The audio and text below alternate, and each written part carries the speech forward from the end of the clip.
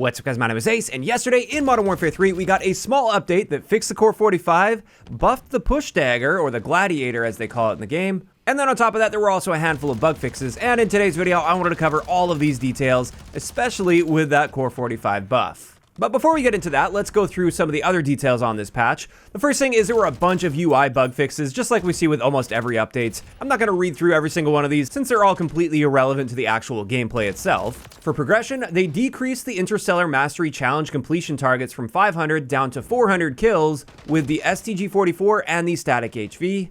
Then for the weapon changes, with the Ram-9, the Bruin Heavy Support Underbarrel is no longer able to be equipped without a compatible barrel. Similarly, with the Tier Pistol, if you're using the Hell's Reach short barrel, incompatible optic attachments are no longer able to be equipped. And then let's get into that push dagger buff. So what they did with this is they added a heavy swing melee functionality. However, with this, we've actually got a better range than the Sledgehammer at 3.5 meters. So this now has the longest lunge range out of any of the melee weapons in the game if you use the heavy attack, which on controller at least is using the R2 button by default rather than the L2 button, which will give you your standard attack. But with this, things are slowed down as well. Our pre-hit delay is fairly slow, although not nearly as slow as the heavy attack with the Sledgehammer at 485 milliseconds. And our swipe speed, or time between two hits with the heavy attack, this is 750 milliseconds, which again, it's slow, but it's not as slow as the Sledgehammer is.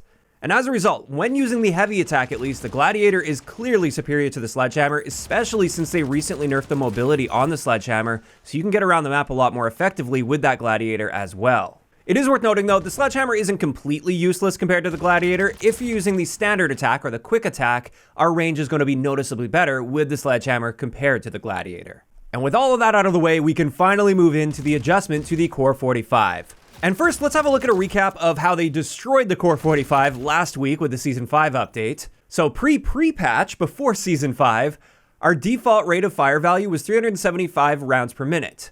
But then with the Season 5 update, so pre-patch, they dropped that all the way down to 240 rounds per minute, which gave us an insanely slow time to kill for this game at 500 milliseconds up close with a 3-shot kill. And that could increase all the way up to 1,000 milliseconds or 1 full second for a time to kill. Whereas post-patch, with yesterday's update, now our base rate of fire is actually better than it was before Season 5 at 451 rounds per minute. And that means without attachments, this is a huge buff to the COR-45, and that gives us a 266 millisecond time to kill if you're getting a 3-shot kill, which is so much more competitive now. So that was a massive buff, and then with the trigger attachments, they were all adjusted as well to compensate for this massive buff to our base rate of fire.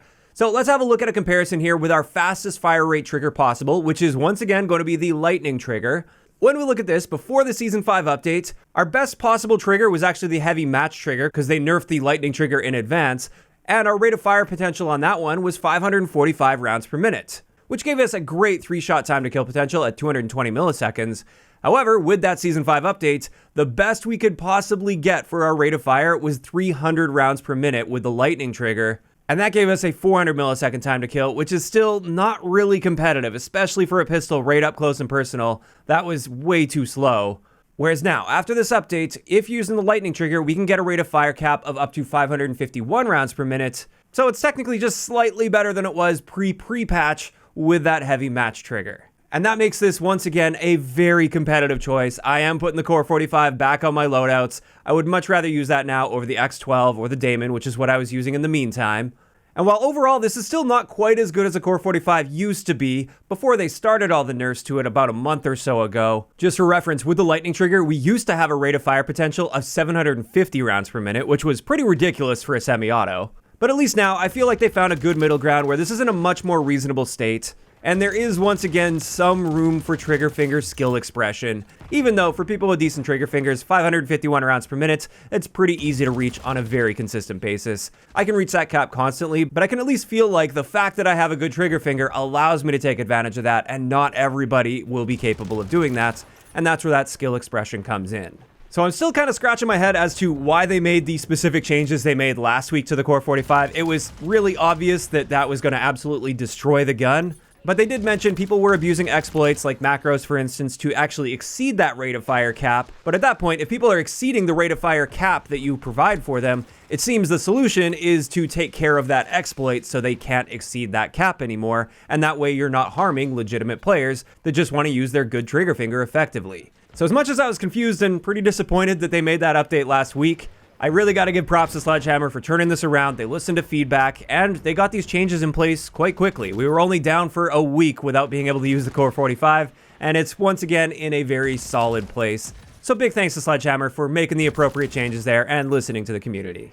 And with that, that's pretty much it for the weapon balancing. However, there's one last thing I wanted to point out here, and that is in ranked play, they have restricted the Quartermaster Suppressor. It seems like every time they add a new suppressor to the game, they forget to include that on the blocked list for ranked play, and suppressors absolutely should not be available in ranked play. It totally changes up the entire dynamic of the gameplay, and I don't think that's a good thing, so I'm glad they got on top of this one. Although it would be nice if they do plan on adding more suppressors in the future, if they would ensure that those are on the block list before throwing them into ranked play and totally changing the game. But with that, that is going to wrap it up for today's video, just covering the small update that we got yesterday in Modern Warfare 3, and this is where I'm curious to hear from you guys in those comments down below. How are you feeling about this update? Like, first off, how do you feel about the fact that they randomly buffed the Gladiator, or the push dagger, to have a heavy attack? And second, what are your thoughts on the COR-45 now after this update? Do you guys think these were the appropriate changes? Do you like the place that the COR-45 is in right now? Or would you have liked to see them do something different with the COR-45? Just let me know down below. If you enjoyed the video, a like rating is always appreciated. And don't forget to subscribe for more if you haven't already. I'll talk to you guys next time.